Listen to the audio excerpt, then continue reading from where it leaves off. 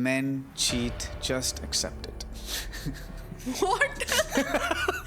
What? We're going to discuss some of the worst marriage advices that we have received. Day one, you draw the line. Never let the wife win an argument. Keep your finances hidden from the wife. For me, it comes under disrespect. It's about how much you value yourself to be in such a situation. There are no boundaries and there are no lines between a husband and wife. You know? Okay. None. Nobody can devalue or disrespect A queen. a queen. You cannot. After 6 months, love is dead.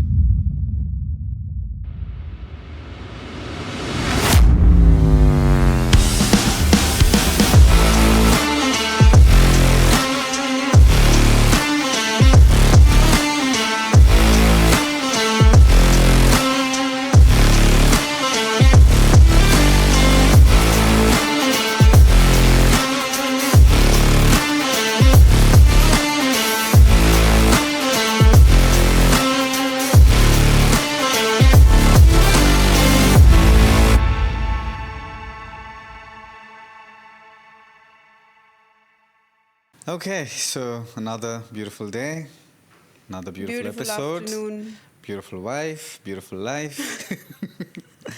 Another episode of OddHalves. So today is quite interesting. We're going to discuss some of the worst marriage advices that we have received. Or life advices? Yeah, I mean, like that. Just in general, The the worst worst advices advices. we have yeah, received. yeah, we have received, and most probably a lot of other people as well.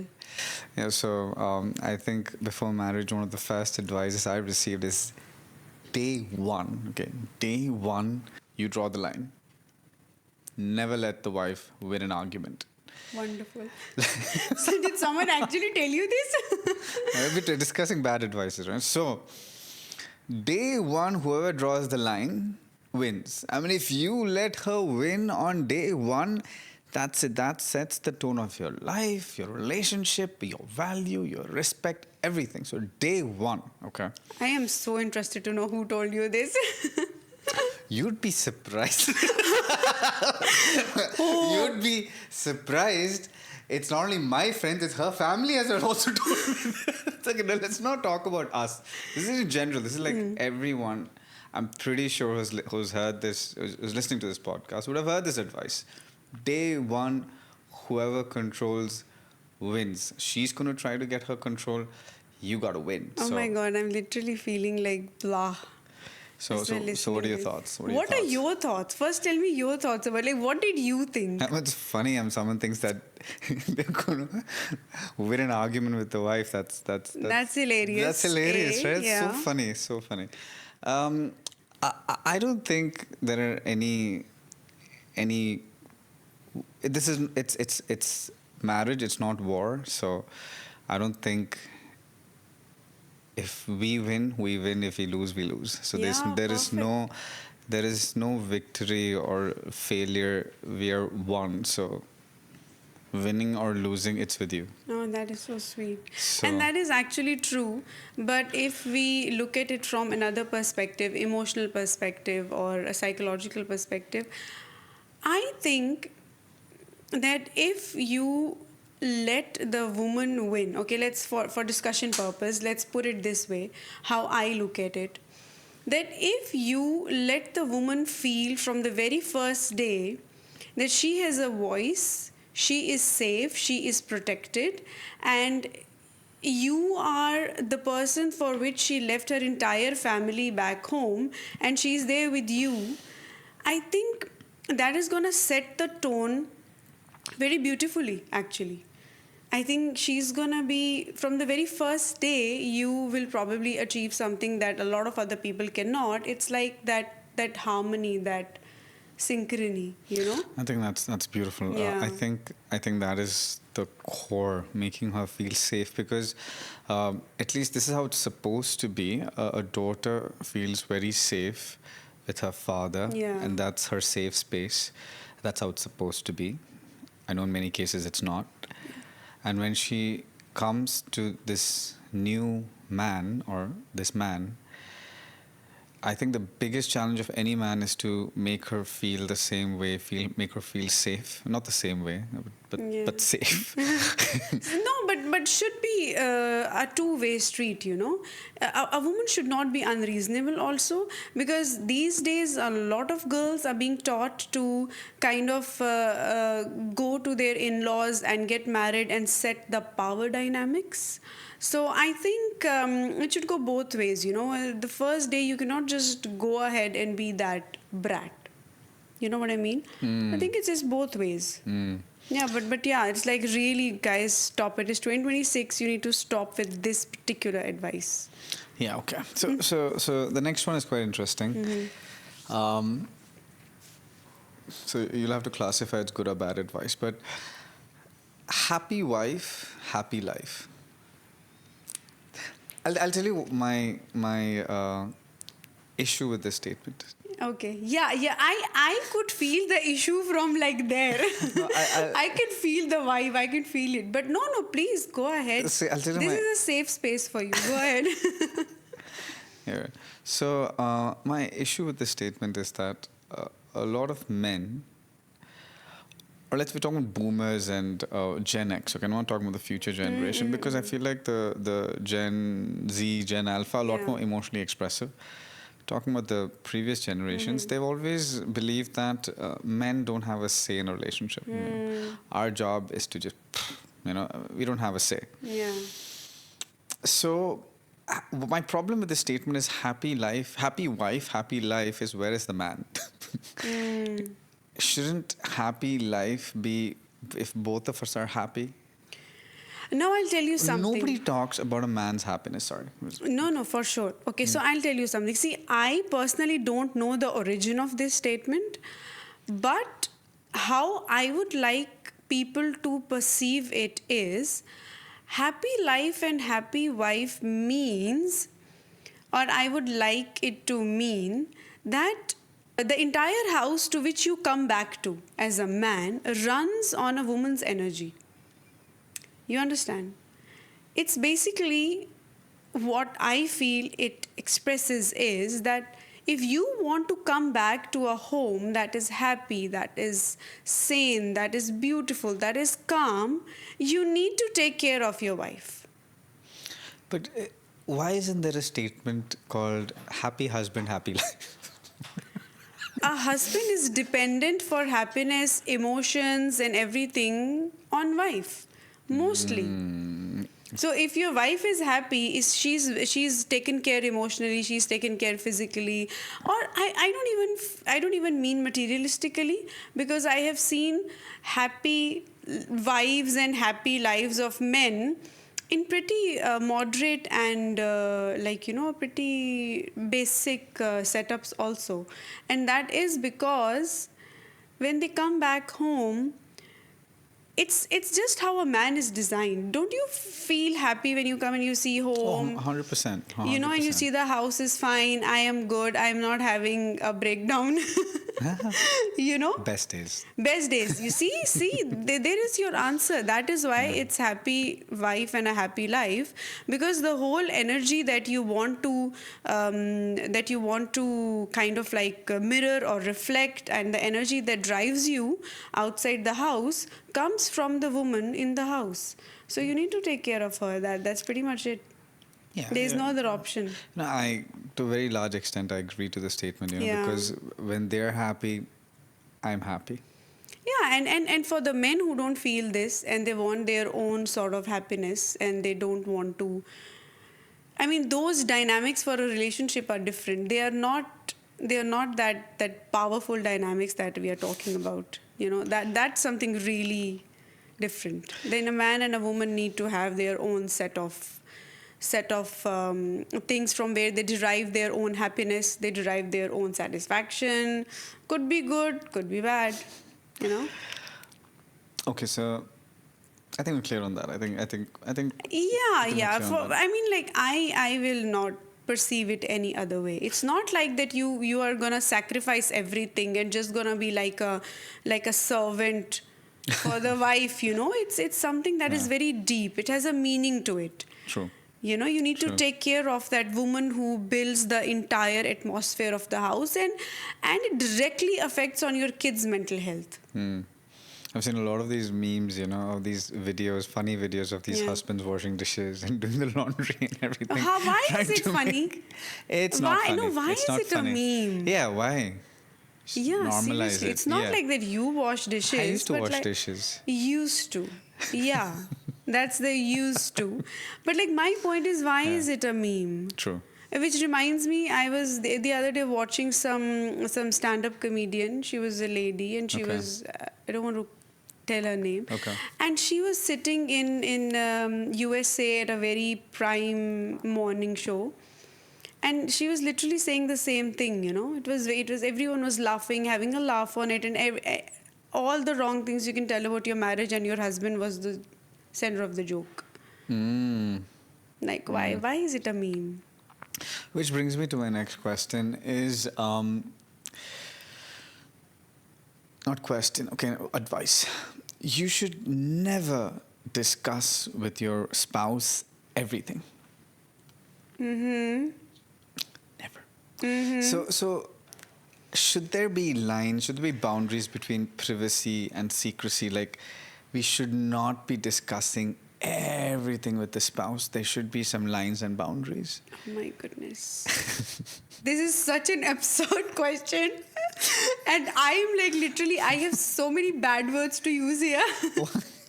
But I need to be civil. Okay.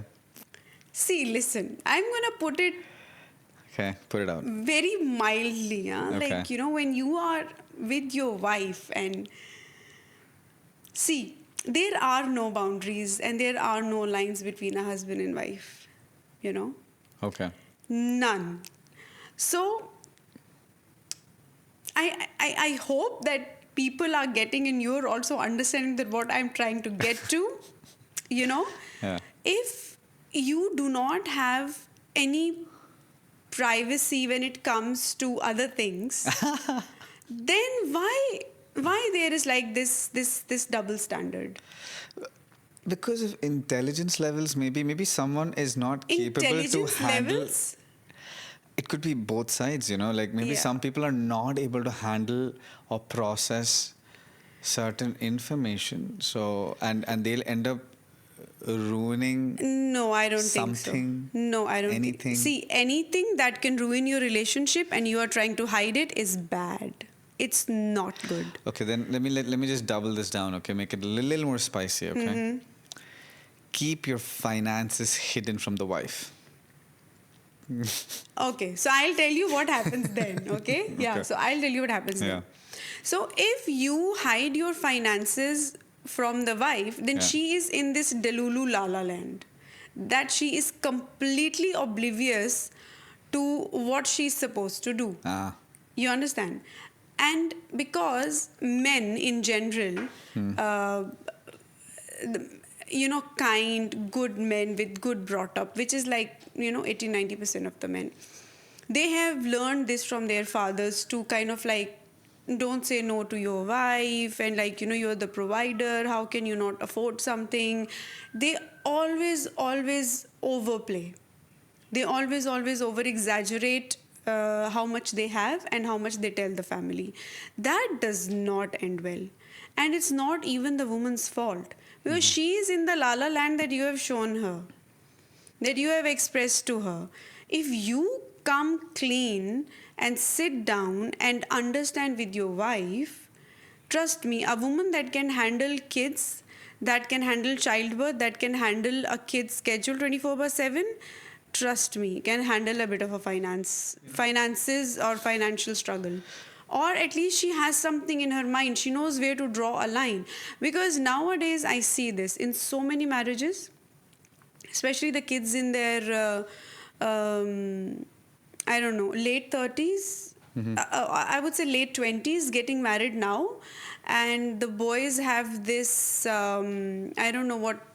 trait of showing off that, yes, we can take care of everything. And when the girl comes into their life, and she's demanding everything left, right, and center on a regular basis. On a regular basis, and then the guys are going crazy.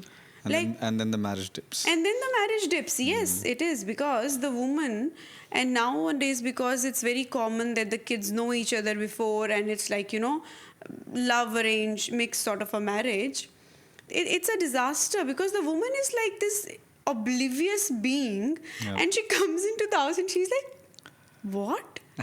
I cannot, even this you cannot afford? You need to keep, as we always say, and we are very firm believers of this, that always be transparent. Yeah. And finances is a big part. Trust me. I think it's helped me being a businessman, right? I look at everything. Like for me, there's a lot of comparables between marriage and business. I agree. There is. Like how in business, if you're disloyal or you're not honest with everything in the business. Yeah. Or with your partner, if you have a business partner, If you have a business which you partner, have. right? And then in business, apart from marketing, finances are one of the lifeblood of any business. Yeah. So you have budgeting, you've got controls, every checks and balances in place. If I'm able to do that with my partner, I think that's beautiful. That's fantastic. So we're very clear. Okay, this is our budget. This is how we work, and this is how we can move forward. Yeah. I think that would be that's not No, bad. no, Nothing please, wrong with that. it's so vital. You know how, love is there, respect is there, love grows into something more beautiful, something different, something, It it evolves. changes, it evolves. But I think finances is something you should not keep your wife in dark. That is the worst thing you can do to your relationship. And I think if you take a relationship this way, I think another big issue is that in a marriage, let's suppose wife is a homemaker and husband is out there. The husband is on a different trajectory and the wife is on a different trajectory. But with things like these, with mechanisms like these, they both go together in the relationship. Yeah, It's not like they're on different trajectories in general. Yeah, exactly. You should be on the same page for sure. Okay, so next is a bit controversial. Okay, this is hilarious. Technically, I wouldn't have believed that I'm discussing this. Okay, I'm doing this because it's 2026, or I guess it's 2025, and I've seen this in so many seasons and in Netflix. And these are real people discussing this, and I'm in shock myself, but I'd love to know your perspective as a woman on this, all right? All men cheat, just accept it. What? What? This is broadly discussed out there. It's just out there. I think So I know what all you're men. referring to. What is there's so much out there right now, right? A lot of people. I mean, like you mean to say that if the man has money, he can do whatever type of a situation? Yeah, because women have to adjust apparently, So if all men cheat, just accept it. See, it's Okay, it's this I have not heard. What I heard was like a another version of it, that okay, if the guy is rich, he can do whatever the hell he wants, and you should just shut up. Oh, that's like a given. Oh my God, so weird. See, because a woman is lucky to have a rich man. So just if he has a few bad habits, just adjust to it. Oh my God. It's a man's world. If he's rich, it's a man's And world. this if is he's happening now also in 2026. rich. Now also, I thought it is happening. This concept did not exist probably 10 years ago, but now it's getting public. Where if you see, I don't know, the rich housewives, if they are making. They come on Netflix. This is what they go outright and say, that men cheat, just accept it if you want a husband. Okay, I don't know. I don't watch. I don't watch such TV. Okay. I don't know from where you're coming, but okay, great. Okay, let's put it. Okay, That is I'll like put it a little easy. Too much of a that is shock. like too much to handle. No, I knew this in a way that it happens in. But traditionally as well, this is what women were thought, right? Back in the day, that hey, listen, men can do whatever they want. You guys have to learn to adjust. Yeah, I mean, like, yes, a version of it, Right. but it started to change in our when we were born. I think it was When there were cute love stories? no, not cute love stories. At least we were raised very Different, because different. we saw the Notebook. I mean, like, yeah, no, like, my father has been very empowering. He raised us like boys, we are very opinionated, all of us sisters. We are very strong. We have, I won't say we have, of course, tamed the egos when we've got married and kids and everything. But yeah, we were raised like boys, like, there was no difference. It was like, you can express, you can fight, um you don't have to submit, you don't have to take disrespect. So I think for me it comes under disrespect, if it's anything else. It's about how much you value yourself to be in such a situation. You understand? That's true. For me, it's not about what the other party is doing. If a man is doing something that is not okay, that is morally, religiously, it's incorrect from every perspective. It's about, do I feel that I am such a low life that I need to be there in that setting? I'm going to literally compare, I'm going to literally use the analogy where how much time can you sit in shit? Yeah, honestly, like do you feel that you can endure all of this? You think you deserve to be there? I think in life now, people have reached a stage where they believe life is shit. And so again, same to this point, okay? Again, a very common statement I've heard, again, we have heard this from prominent people 15 years ago. Okay? A woman has to cry. You have to decide whether you want to cry in a Rolls Royce or you want to cry on the streets. Oh my goodness. That is Yes. so absurd. I swear. This is what people are coming to. I swear. They're like, you have to, it is any which way is messed up. So do you want to cry in a Rolls Royce or do you want to cry on the streets? Yeah, I would rather die on a street than crying in a Rolls Royce over a cheating man. Okay, see, I'll tell you. Yeah. This is where you differentiate between what I want to impart to the younger generation, to True. men and women. Yeah. That anything. So, for example, I'm going to give an example about it. That once upon a time, I saw this gorgeous lady. She was everything that anyone could aspire to be. Like you. She was like, thank you.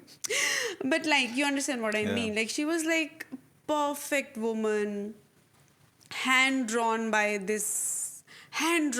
God, like gorgeous, beautiful. I think you're also hand drawn by God. Okay, that's too cheesy. Okay, let me come to the point. Okay. Sure. And somehow it happened. I don't know how I come across her, but we were sitting down, and she had this sadness. She had this darkness inside her, and in that moment, she made me feel the luckiest, the most beautiful woman alive. And I was like, what is this feeling? And I was shook. I came home, I sat with it, I took some time. I was like, what did I just feel? And having everything on the outside and not having anything on the inside is very painful. It cannot be right. I think it comes down to money cannot buy happiness. It cannot buy happiness. It cannot buy you that self-worth. No, peace, and plus it cannot buy you self-worth.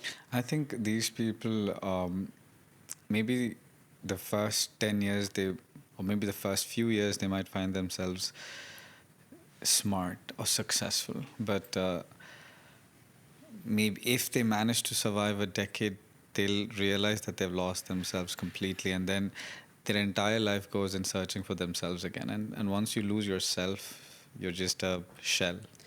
And honestly, I think now women have taken self-worth in a very weird direction, honestly. Yeah. Because for example, Self-worth is not your Chanel bag. yeah, I mean, yeah, exactly. First of all, my Yeah. point is that your self-worth does not come from what people think of you. Your self-worth is what you think of yourself. That's exactly why it's called self-worth. What you see in the mirror. What you see in the mirror, can you look at yourself in the mirror? It's not like, for example, I'm not here probably running $1 million business. I'm a homemaker. I love doing this. You are. I No, you do run a multi-million-dollar business. I get it. I get it, your perspective. I understand. You do. I do. She helps me manage my business. What else do you? Yes, I get it. But like, as in, like, how people perceive It doesn't a, matter. wo- a, worth, a worthy woman who should have her own voice, who should have her own opinions, who can actually look into a cheating husband's eyes and say, like, excuse me, but that's not the definition. Because I feel, and I always want to quote our own example where it's required for people to understand that we are not just preaching, we practice it also. I am not a business owner per se. I am a homemaker. I love being with my kids. I love taking care of my health. I love taking care of the house. This study of relationships, talking about human nature, that is my passion, that is my hobby. But that does not mean that I look at myself any less. You understand? I feel like a queen. I behave like a queen. You're a queen. Yeah. Yeah.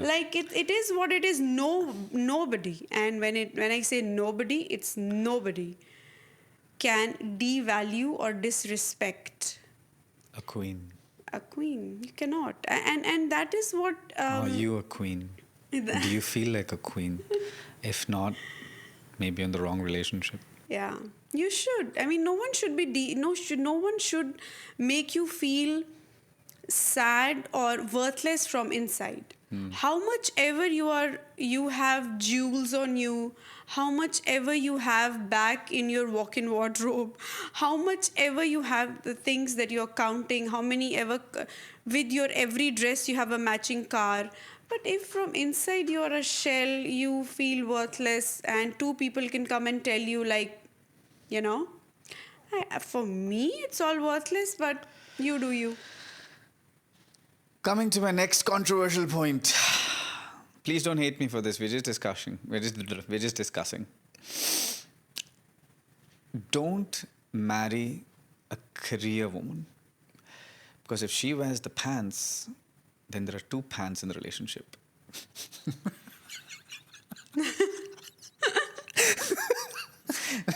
See, if she's busy with her own financial analysis and charts and all of that, then who takes care of the kids? See, and I who runs have the a- house? I And have a I'm just saying. I mean, No, why do you need to justify it very I'm well? not justifying. It's a question. I Yeah. get it. And that is, see, again.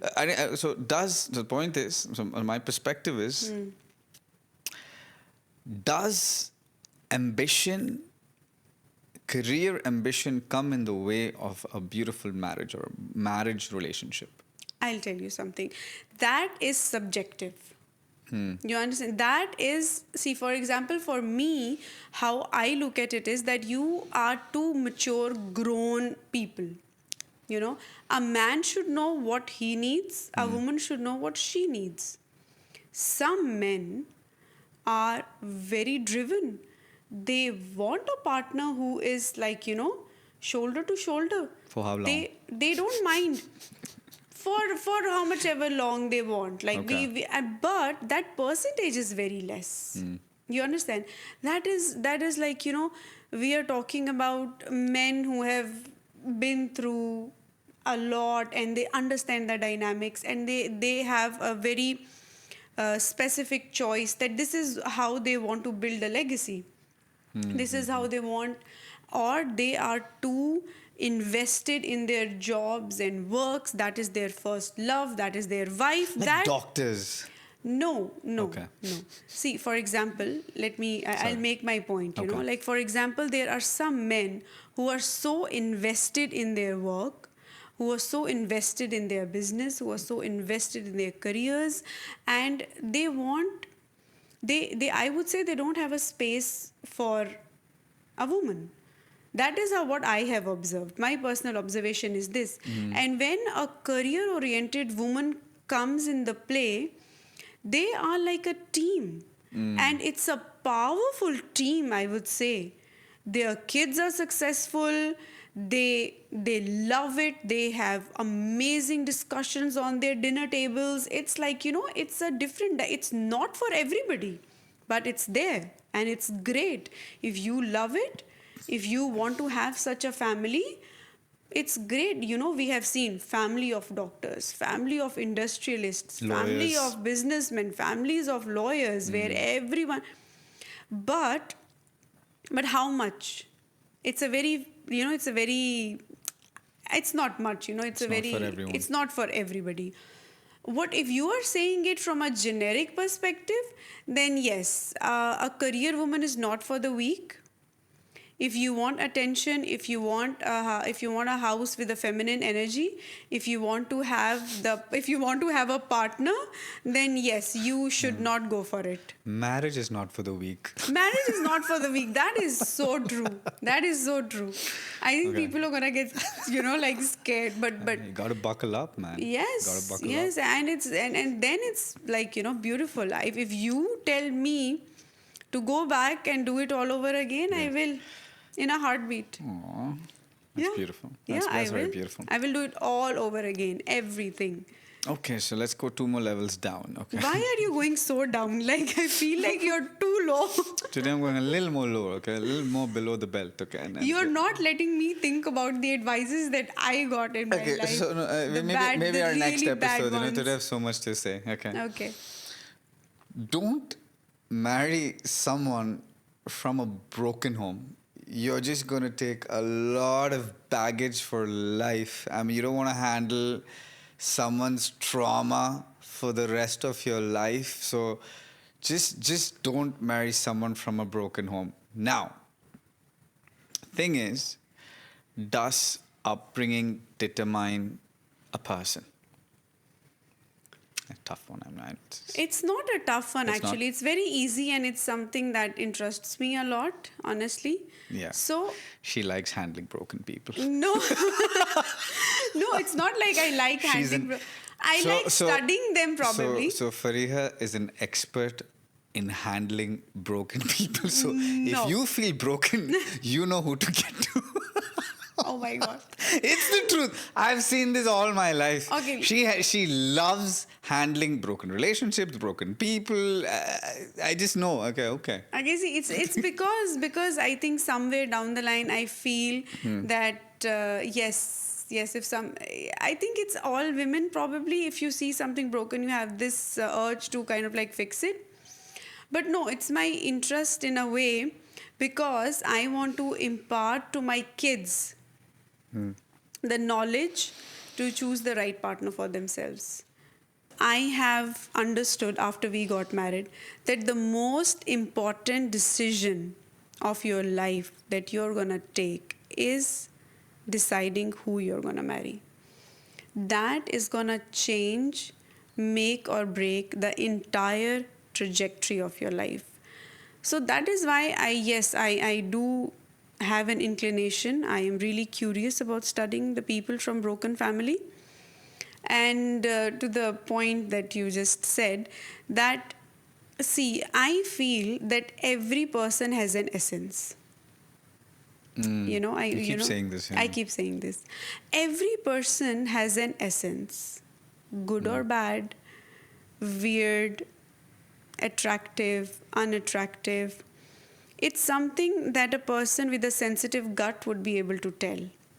I always have a very sensitive gut when it comes to people.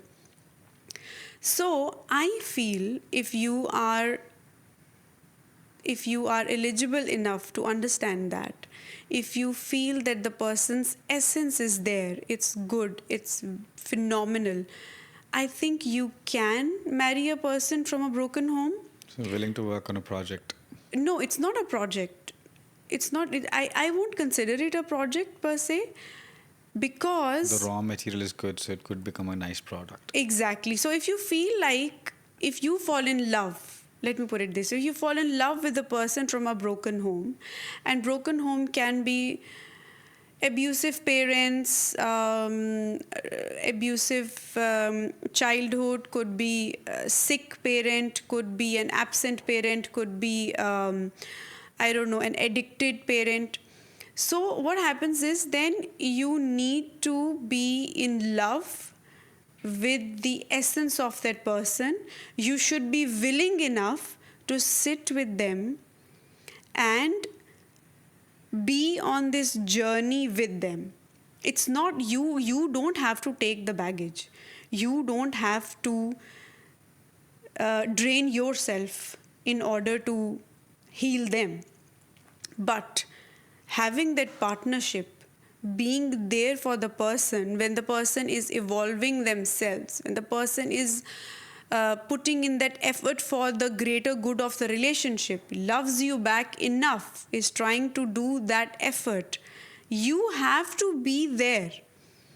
Are you strong enough to be on that journey with the person, to see them heal, to see them get over their traumas, to see them be the better version of themselves? Great, go ahead. Otherwise, yeah, it's gonna be a disaster. That's what I think. But So, you know, love is a very overrated term. Again, I'm just yeah, things that I've heard. Okay, that that love is just chemical reactions or hormonal reactions between two individuals, and at one stage, those chemical reactions stop, right? Because especially if you decide to get married, so it's a very common statement that marriage is for, like, love is for 6 months. Then what stays is understanding, friendship, communication, adjustments. So when you say that if you have to love the person enough, or what are your thoughts on this statement that after 6 months love is dead? see, I'll tell you something. It's very viral these days on social media. I don't know if it's a Turkish saying or what, but it was beautiful and just like kind of stayed in my head. That you fall in love with the person 3 times. You understand? One is when you look at them for the first time. Second is when you see the ugly version of that person and still you fall in love with them. Wow. You understand? And then the third time is that when you want to wake up next to that person every day for the rest of your life. You understand? That's deep. Yeah, it's not exactly the saying goes like this, No. but that is what I feel. And secondly, I feel that people talk a lot about first love. You know? They should stop. Yeah, as in like, that, oh, there is nothing like your first love in your life and blah, blah, blah. The one that got away. The one that got away. Oh my goodness. But in a funny way, from a very young age, my perspective about this was that I feel your truest love is your last love. Because after that, you're unable to love anybody else. I'm done with love. That's it. This is my final one. That is it, actually. You go with me to my grave. That is it. For me, first love never mattered. I don't know why people talk about this. You have so many infatuations during your life, your, teens and all. You have so many infatuations, affiliations, whatever. But I feel the relationship that really leaves you like you feel that after this, I don't think I can love somebody. Okay, so now another powerful one for you. Okay, are you ready? Yes. Are you ready? I am. You want to take a breather, water, nothing? Are you ready? Yes, let's go Okay. for it. Nowadays, the divorce rates are alarmingly high. Okay. Yeah. I've had people come to me saying that, I've been in a long-term relationship. been with this woman for 6 months. You know, Long-term relationship. long term, 6 6 months is a long-term relationship. Oh Okay. my God. So, with such increasing number of divorces, separations, whatever, we are coming to a generation where there are children who are increasingly growing up with single parents. Now, logically, a child who grows up in a single parent have lost the belief in the constitution of love, marriage, trust, only understands betrayal, understands hatred, understands being let down. What are your thoughts in marrying a person like that? See, I feel what I will do is that I will just give awareness to my kids regarding that. If you want to, I have 2 boys. If they want to marry a girl from a broken family, they should be ready to put in that extra effort to make her extra secure. Because, sorry, I'm sorry, just one thing. Though, I can't. Yeah. Because when a person who's raised by a single parent gets into a relationship, her biggest fear is ending up in a position of her parents. Yeah. Her biggest fear. And sometimes what you fear the most, unfortunately, you're attracting it mentally. And that comes to reality. And every time it even comes close, because marriage is tough already, right? And so there will be ups and downs. So every time there's that down, that fear kicks in and makes it worse. Yeah. So the person who's getting into that relationship needs to sort of get that into their heads. That's exactly what I'm saying. That what I'm going to tell my kids is the same thing. That if you want to marry a girl from a broken family, she is going to need reassurance 24/7. And there is no harm. I wish my kids are great and wonderful enough to do that. But if you don't have that capacity, if you cannot make a woman secure, if you cannot keep her safe, if you cannot make her feel safe, if you cannot make her feel relaxed for the rest of her life so that she can be in her feminine energy, she can make your life beautiful, she can be with the kids and everything, then please do not go ahead. If you're going to be an asshole, do not go for it. You know, and this is an option that I'm going to make my kids aware of.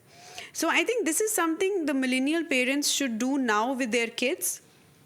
You know, they should tell their kids about these dynamics, about how to you know, kind of like talk to a person if you are looking to marry them. If you fall for a person, you should ask the right questions. I would advise all the parents, please, even if your kids are 10 years old and above and they're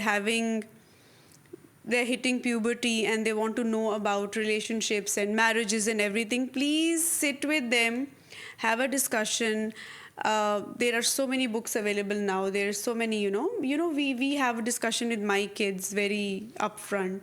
I tell them, we talk about relationships.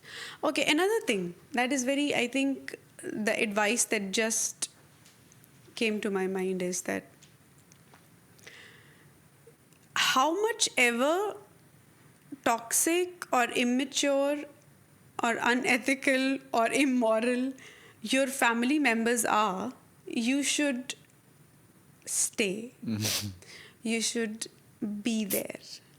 Yeah. Oh, okay. How about that? What do you think? Ugh. Yeah, feel free to give your opinion. I'm actually curious. See, life is short.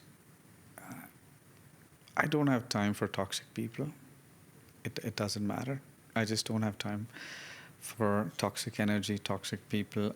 I can help to a certain extent, but I have my boundaries. I don't have time. But then people say that it's now become fashion to cut your family and, people are doing it for the wrong reasons. I mean, if you're doing it for the wrong reasons, you can be questioned by God. But you can be...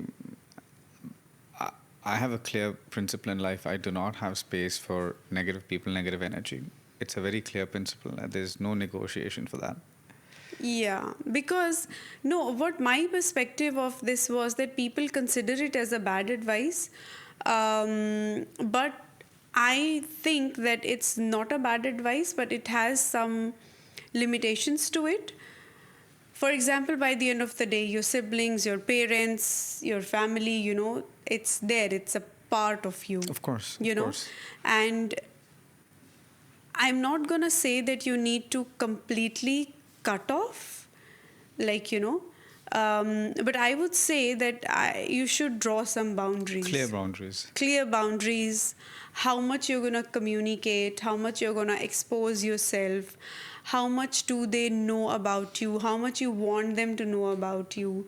If somebody is constantly being immature, feeding your kids the opinions that you don't welcome, it's kind of disturbing your marital bliss. I think that is where you draw a line, and I completely agree with it, because we have seen such families, we have seen such people. Because see, raising children or having your own family, Yeah. it's the most beautiful thing in the world, but it's not easy. Yeah. So you take all that effort and energy to raise something beautiful, And protect it. and it's a world that you're creating for yourself, Yeah. right? For yourself, for your Yeah. children, for your future, right? And if somebody's trying to disturb that world, I mean, see, you and the kids are my world. So if someone tries to Yeah. disturb that world, I have to draw lines, Yeah, yeah. But yeah, don't be scared. If that family member is mature enough to sit with you, have a rational discussion, do it.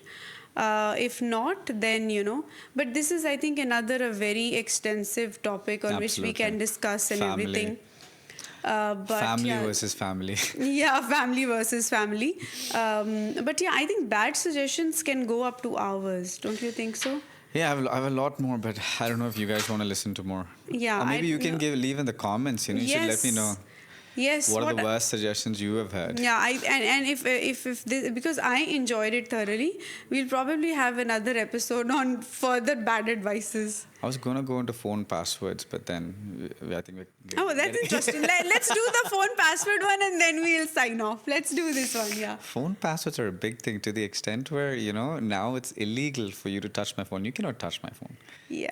See, if I'll tell you something, if your Stay spouse, away from my phone. okay, see, listen, if your spouse cannot have your phone password, I think you should not touch each other. The hell? Seriously. Like, honestly, if you come and tell me that don't touch my phone and you're not going to give me your phone password, I'll be like, okay, fine. Then you probably should not touch me either. That can be the single reason for maybe another 80% of divorces.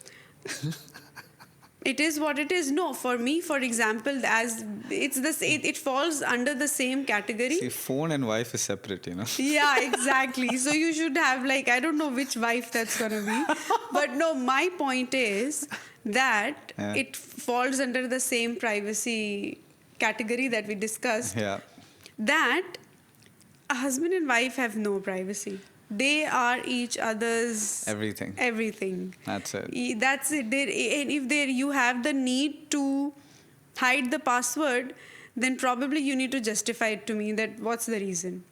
What's in the phone? What's in the phone that your wife cannot just see? Peace, it's like like my own stuff, What your own stuff? I don't have can't have my own stuff, my gang, my friends, my stuff, my boys. See, you can have your boys, you can have your friends, that is fine.